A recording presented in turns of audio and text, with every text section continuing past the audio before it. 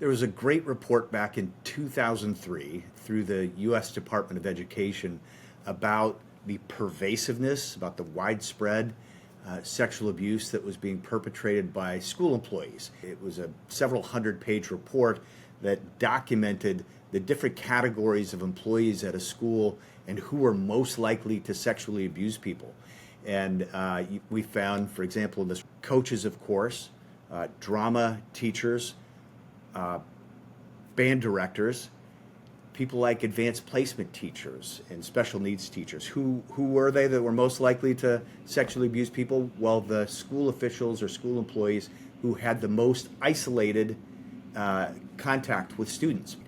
And so in this Cheney School District situation, Mike Alstad was one of those teachers. Should have been closely supervised. There were warning signs for years that he was isolating the female students, that he would give preferred treatment to the students, all a part of his grooming, which is, oh my gosh, it's so cliche for these sexual abusers to use these same devices. There is a very clear predator profile. Most often it's men, let's be candid. Most often it's men in their 20s, 30s, they're not married, they don't have kids. They come off as charismatic. Everybody says, oh, he's such a wonderful teacher. And they spend so much time. They're so selfless spending time with the kids. They're so intentional about finding the child whose families have recently split up or whose parents are super busy and are grateful that somebody's caring about their child. The school districts have to share those characteristics with every employee in the district, right? Because you want to have eyes and ears everywhere looking for behavior which fits that profile.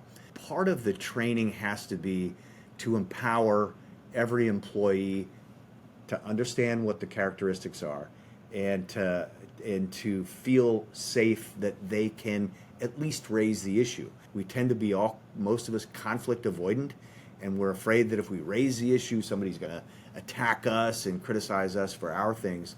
And the school districts, it's important for them to have the anonymous tip lines and the anonymous share opportunities for people to at least raise the issue and get it on the radar of administrators whose responsibility is ultimately to be protecting the children in their buildings. There's a denial that's in all of us that helps us cope every day with problems that we are confronted with, and that includes a denial of the possibility that someone that you're trusting to take care of your kids or that you trust with something about the fate of your kids won't hurt them, right? And we don't want to believe that because one part of us just believes in the goodness of humanity and the other part of us is dependent on these types of people for care every day.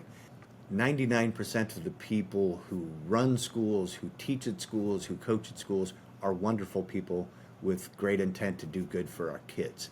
It's that 1% that we've got to look out for. One case reaching one school administrator who stops one predator is a job well done